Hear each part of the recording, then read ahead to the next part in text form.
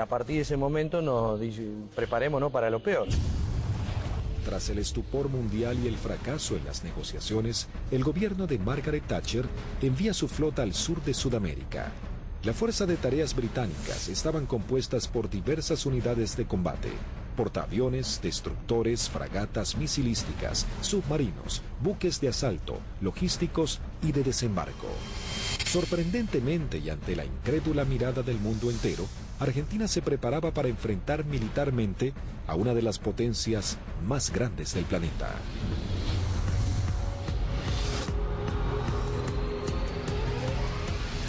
Los pilotos argentinos tuvieron un veloz entrenamiento para aprender a neutralizar objetivos navales sin ser derribados. La operación exigía sortear los sistemas de detección y defensa de los buques para poder aproximarse al blanco y lanzar sus bombas por encima del mismo. Había que equilibrar la inferioridad tecnológica con la capacidad humana.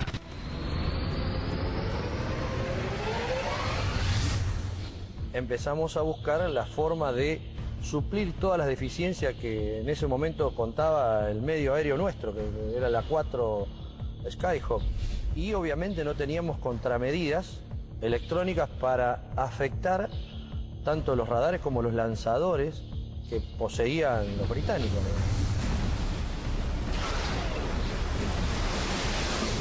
Los misiles que tenían desde 30 kilómetros, desde 20 kilómetros, 15 kilómetros y a partir de ahí cañones o armamento liviano, digamos. O sea, tenían una defensa muy grande para un solo elemento que podía ser un destructor, digamos.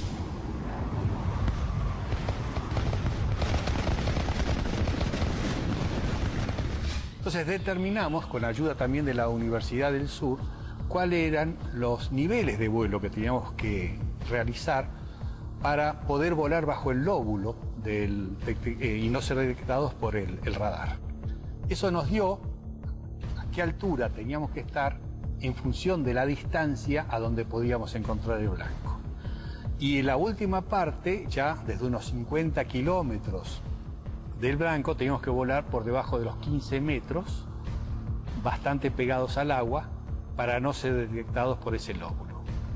Dentro de los 20 kilómetros ya nos tomaba. Pero esa demora impedía que los sistemas de armas dirigidos por radar pudiesen apuntarnos con mayor anticipación, y eso evitaba de alguna manera o demoraba la posibilidad de ser derribados. Los aviones debían volar a escasos metros del suelo, no más de 10 metros a velocidades que oscilaban entre los 900 y 1000 kilómetros por hora. La mayoría no poseía radares y las comunicaciones debían ser mínimas para evitar ser detectados. Las maniobras eran realmente arriesgadas, pero parecía ser la única forma de poder enfrentar a la moderna flota británica. El adiestramiento de vuelo rasante era complejo y arriesgado. En el mar no había ninguna referencia visual de la altura en que se encontraba. Los A4B y A4C no contaban con un radioaltímetro, instrumento fundamental que mide la altura en la que se encuentra el avión con respecto a la superficie del suelo. El instinto y el oficio pasaron a ser herramientas vitales para los pilotos. Durante la práctica le tratábamos de decir al guía que volara más bajo, hasta tanto perdiéramos la vista del horizonte mar y ya empezaba a entrar en el efecto suelo, digamos, del mar, digamos, empezaba a cabalgar sobre la turbulencia que producía el aire, digamos, cerca del mar.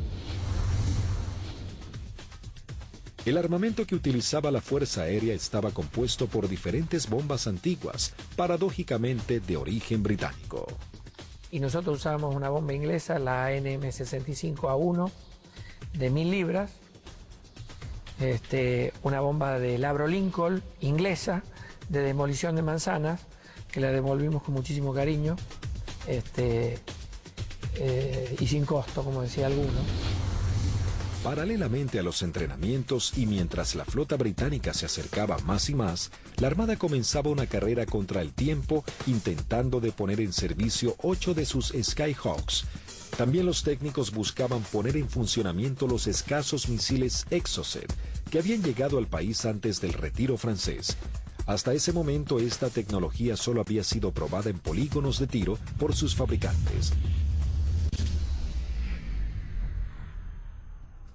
Nos dan la orden de la posibilidad de poner a punto el diálogo entre lo que era el sistema nuevo del Super Standard con el misil M39. Cuando conectamos todo aquí en el país, el sistema no funcionaba porque eran un avión con un corazón de la época del 80 con las valijas de test que eran de la época del 70. Había ingenieros que se dedicaban a desglosar todo lo que era la parte matemática, cómo traspasar distintas informaciones, y algunas de las cosas también se hicieron por ensayo y error.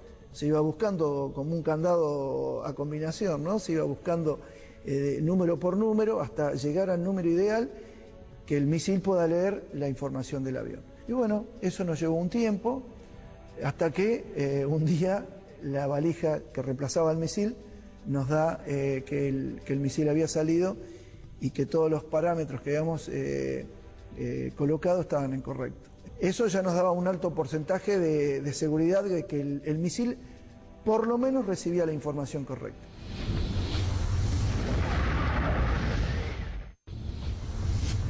El 25 de abril la flota británica llega a la zona y realiza sus primeras operaciones bombardeando las islas Georgias del Sur y retomando su control. 5 días después, el 1 de mayo, tiene lugar el inicio de los enfrentamientos en las Islas Malvinas y comienza la batalla aérea. 2 bombarderos Avro Vulcan británicos despegaron de las Islas Ascensión con la intención de dejar fuera de servicio la pista de Puerto Argentino. Al enterarse de la noticia en los aeródromos de Río Gallegos, Río Grande y San Julián, las secciones interceptoras se preparan para entrar en acción. 2 Dagger de la primera sección de Río Gallegos regresan al continente sin haber encontrado ningún objetivo. Una segunda sección de Dagger de la base de Río Grande es la primera en hacer contacto con aviones Harrier británicos. Al despegar hicieron contacto con el radar Malvinas, operado por la Fuerza Aérea Argentina. Con un alcance de 300 kilómetros a la redonda, se convertía en los ojos de los pilotos. A través de ellos podían saber qué aeronaves había en el teatro de operaciones.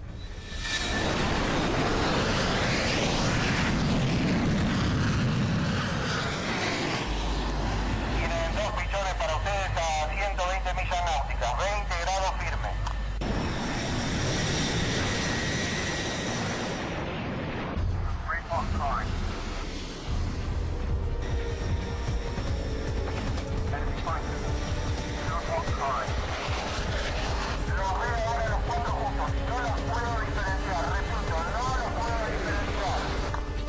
Los 4 interceptores comienzan a dar giros buscándose unos a otros, los argentinos con 22.000 pies y los Harrier 4.000 pies más abajo. Ahora los tienen a 9 millas de frente y a 1 milla al costado derecho.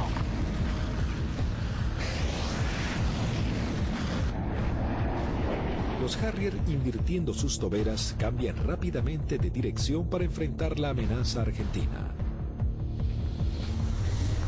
Ahora los Harrier están enfrentados a ustedes, repito, están enfrentados. Los Harrier se niegan a tomar altura para enfrentar a los argentinos, ya que los Dagger tienen un mejor desempeño en altura. Tampoco los argentinos descienden a donde el Harrier corre con ventajas. Por esta razón no se produjo combate alguno.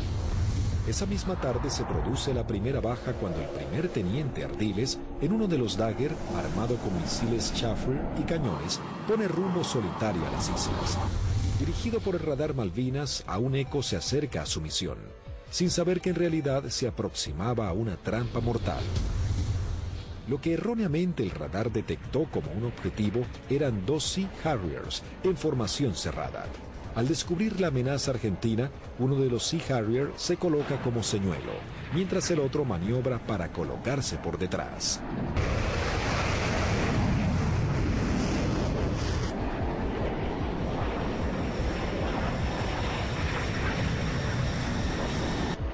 Ardiles se coloca en posición de disparo y lanza un misil Chaffir que es evadido por el piloto británico.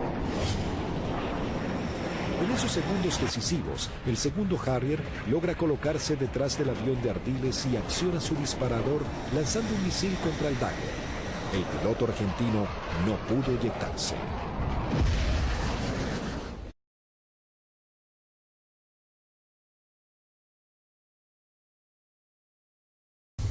A partir de ese momento nos preparémonos para lo peor.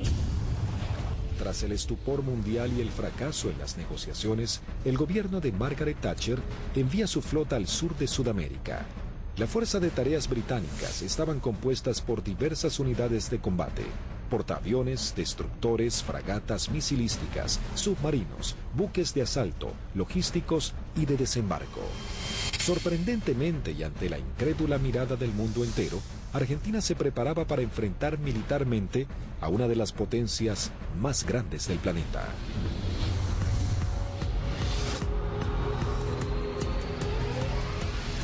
Los pilotos argentinos tuvieron un veloz entrenamiento para aprender a neutralizar objetivos navales sin ser derribados. La operación exigía sortear los sistemas de detección y defensa de los buques para poder aproximarse al blanco y lanzar sus bombas por encima del mismo. Había que equilibrar la inferioridad tecnológica con la capacidad humana.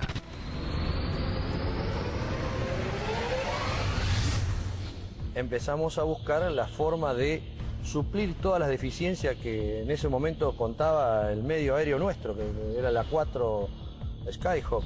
Y obviamente no teníamos contramedidas electrónicas para afectar tanto los radares como los lanzadores que poseían los británicos.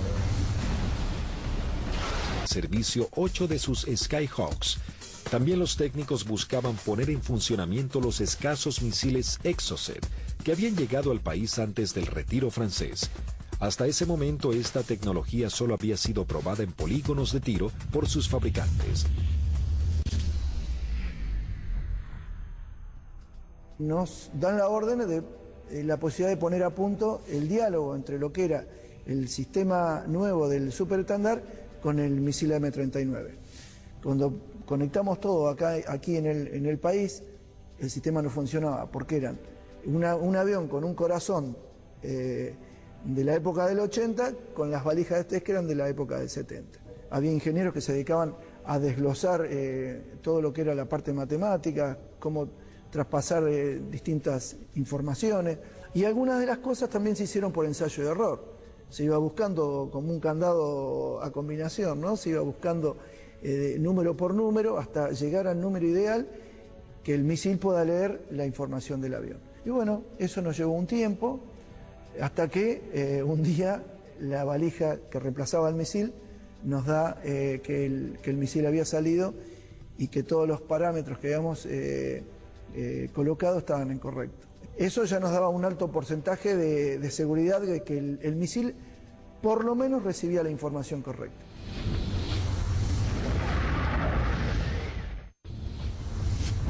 El 25 de abril la flota británica llega. Los misiles que tenían desde 30 kilómetros, desde 20 kilómetros, 15 kilómetros y a partir de ahí cañones o armamento liviano, digamos. O sea, tenían una defensa muy grande para un solo elemento que podía ser un destructor, digamos.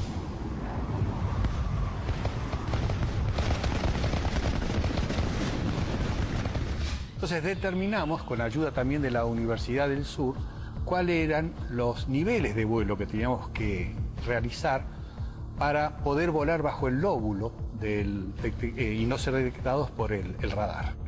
Eso nos dio a qué altura teníamos que estar en función de la distancia a donde podíamos encontrar el blanco. Y en la última parte, ya desde unos 50 kilómetros del blanco, teníamos que volar por debajo de los 15 metros, bastante pegados al agua, para no ser detectados por ese lóbulo. Dentro de los 20 kilómetros ya nos tomaba. Pero esa demora impedía que los sistemas de armas dirigidos por radar pudiesen apuntarnos con mayor anticipación, y eso evitaba de alguna manera o demoraba la posibilidad de ser derribados.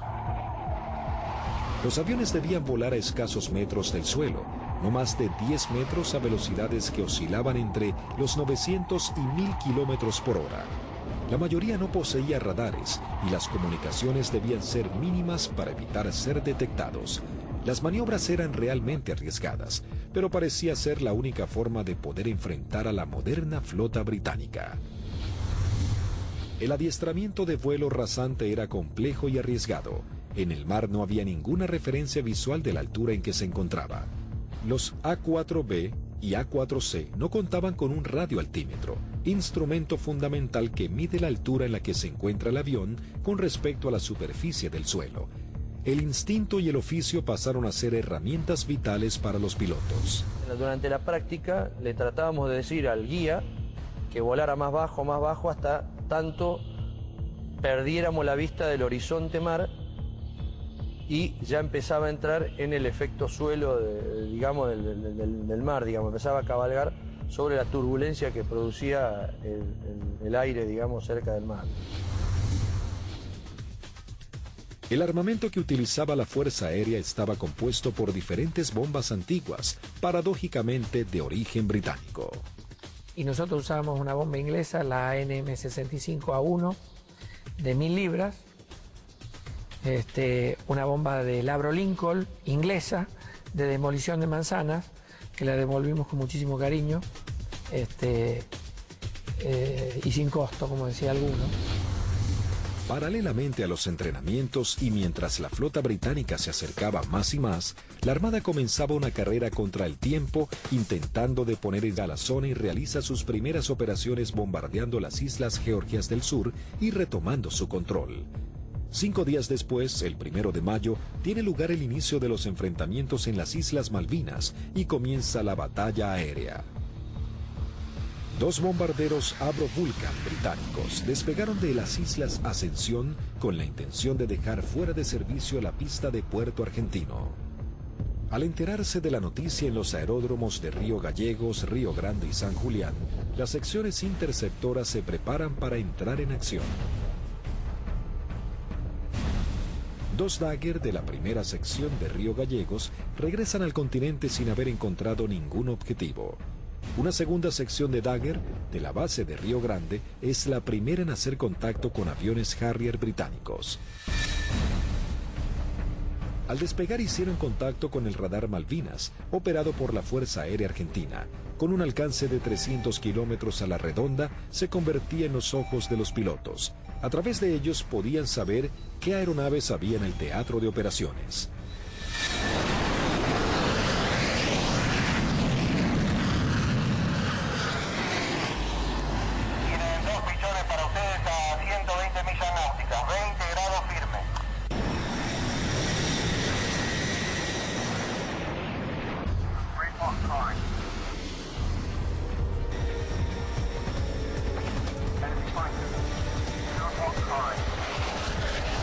Para poder volar bajo el lóbulo y no ser detectados por el radar. Eso nos dio a qué altura teníamos que estar en función de la distancia a donde podíamos encontrar el blanco. Y en la última parte, ya desde unos 50 kilómetros del blanco, teníamos que volar por debajo de los 15 metros, bastante pegados al agua, para no ser detectados por ese lóbulo. Dentro de los 20 kilómetros ya nos tomaba. Pero esa demora impedía que los sistemas de armas dirigidos por radar pudiesen apuntarnos con mayor anticipación, y eso evitaba de alguna manera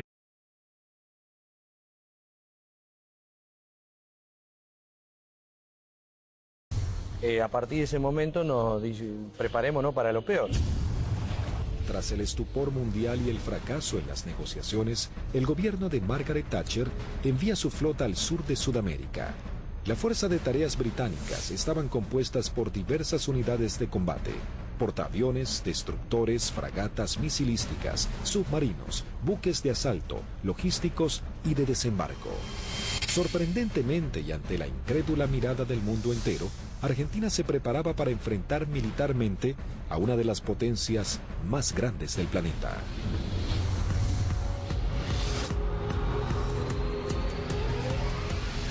los pilotos argentinos tuvieron un veloz entrenamiento para aprender a neutralizar objetivos navales sin ser derribados. La operación exigía sortear los sistemas de detección y defensa de los buques para poder aproximarse al blanco y lanzar sus bombas por encima del mismo.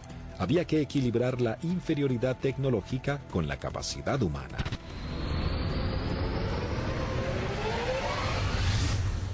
Empezamos a buscar la forma de suplir todas las deficiencias que en ese momento contaba el medio aéreo nuestro, que era la 4 Skyhawk. Y obviamente no teníamos contramedidas electrónicas para afectar tanto los radares como los lanzadores que poseían los británicos.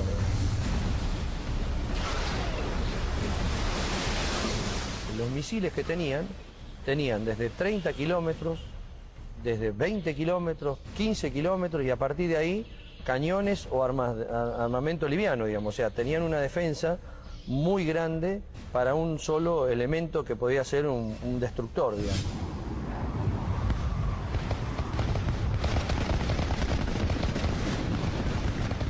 Entonces determinamos, con ayuda también de la Universidad del Sur, cuáles eran los niveles de vuelo que teníamos que realizar o demoraba la posibilidad de ser derribados. Los aviones debían volar a escasos metros del suelo, no más de 10 metros a velocidades que oscilaban entre los 900 y 1000 kilómetros por hora. La mayoría no poseía radares y las comunicaciones debían ser mínimas para evitar ser detectados. Las maniobras eran realmente arriesgadas, pero parecía ser la única forma de poder enfrentar a la moderna flota británica. El adiestramiento de vuelo rasante era complejo y arriesgado. En el mar no había ninguna referencia visual de la altura en que se encontraba. Los A4B y A4C no contaban con un radioaltímetro.